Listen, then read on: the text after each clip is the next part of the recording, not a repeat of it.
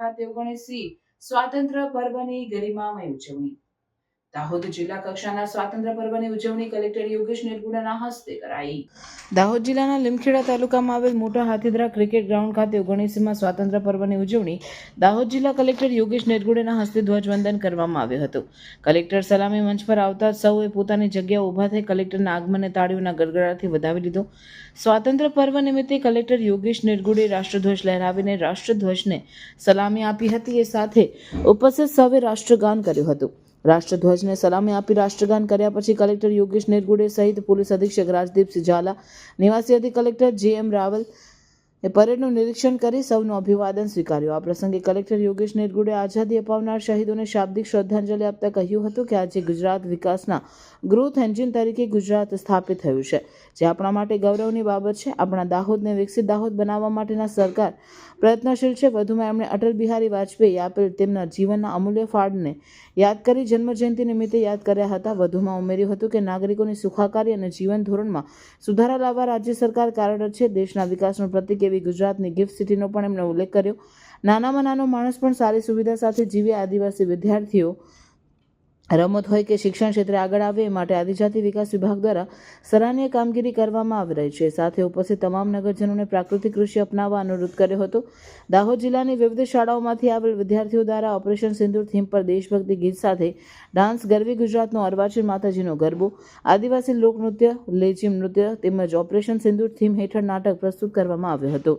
આ સાંસ્કૃતિક કાર્યક્રમને સૌએ તાળીઓથી વધાવી લીધો। પ્રસ્તુત કરવામાં આવેલ તમામ કૃતિઓને જિલ્લા વહીવટી તંત્ર દ્વારા પ્રોત્સાહન રૂપે 5,000 રૂપિયાનું ઇનામ આપવામાં આવ્યું।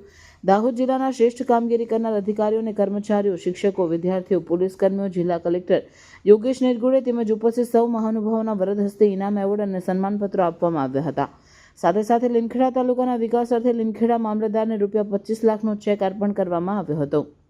આ પ્રસંગે 8 પ્લાટૂનમાં 200 જેટલા પોલીસ જવાનોએ પરેડમાં ભાગ લીધો। કાર્યક્રમ દરમિયાન રાષ્ટ્રગાન કરીને કલેક્ટર યોગેશ નિરગુડે તેમજ ઉપસ્થિત સૌ મહાનુભાવો દ્વારા વડાપ્રધાને શરૂ કરેલ એક પેડ માં કે નામ ઝુંબેશ હેઠળ ક્રિકેટ ગ્રાઉન્ડમાં વૃક્ષારોપણ કરીને પર્યાવરણ બચાવવાનો સંદેશ આપવામાં આવ્યો। આ અવસરે જિલ્લા વિકાસ અધિકારી સ્મિત લોઢા, પ્રાયોજના વહીવટદાર દેવેન્દ્ર મીના, સાંસદ જસવંતસિંહ ભાભોર, જિલ્લા પંચાયત પ્રમુખ કરણસિંહ ડામોર, ધારાસભ્ય શૈલેષભાઈ ભાભોર, ધારાસભ્ય મહેન્દ્રભાઈ ભાભોર સહિત અન્ય મહાનુભાવો, પદાધિકારીઓ, પ્રાંત અધિકારીઓ, મામલતદાર લીમખેડા અને અન્ય અધિકારીઓ તેમજ નગરજનો અને વિદ્યાર્થીઓ ઉપસ્થિત રહ્યા હતા। આપણને આઝાદી મેળવવા માટે શહીદી આપી હતી, એમને આપણને યાદ કરીએ, એને શ્રદ્ધાંજલિ પાઠવીએ। એની સાથે સાથે જ જે લોકોએ આ આઝાદી ટકાવવા માટે પ્રયત્ન કર્યા છે એવા આપણા ફૌજના જવાનો, પોલીસના જવાનો, સિવિલ સોસાયટીના જવાનો, એમની શહાદતને પણ આપણે આદરાંજલિ આપીએ। આજે ગુજરાત રાજ્ય જો છે એ બહુ વિકાસ કરી રહ્યું છે, આગળ વધી રહ્યું છે। આપણા ગુજરાતને વિકાસના ગ્રોથ એન્જિન તરીકે ગણવામાં આવે છે। તો આપણા જ્યારે આપણ 2047માં માનનીય વડાપ્રધાન સાહેબે જો આહ્વાન કર્યું છે કે દેશને વિકસિત ભારત તરીકે બનાવવાનું છે, તો એની સાથે સાથે જ આપણા ગુજરાતને પણ આપણને વિકસિત ગુજરાત અને આપણા દાહોદને પણ વિકસિત દાહોદ બનાવવાની આપણને પ્રતિજ્ઞા લેવું પડશે।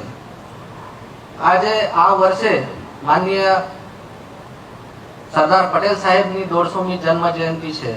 એની સાથે સાથે જ આપણા પૂર્વ વડાપ્રધાન શ્રી અટલ બિહારી વાજપેયી સાહેબ, એમની પણ 100મી જન્મ જયંતિ છે, એ આપણને ઉજવવા માટે જઈ રહ્યા છે।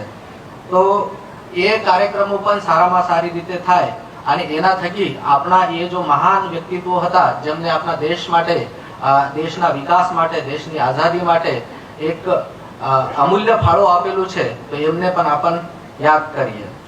આજે આપણે જોઈ રહ્યા છે કે આ વર્ષમાં ઓપરેશન સિંદૂર થકી ભારતના જો સૈન્ય દળો છે એમની આપણે જો પાવર છે એ સારા વિશ્વને બતાવી દીધી છે।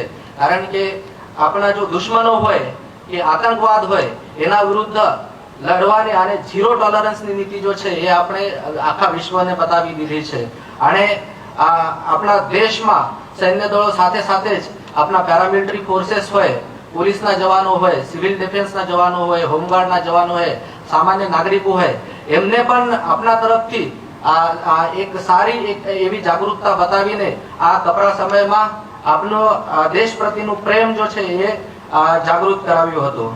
હવે વિકસિત ભારત અને વિકસિત ગુજરાત જો છે એ આપનું સપનું છે.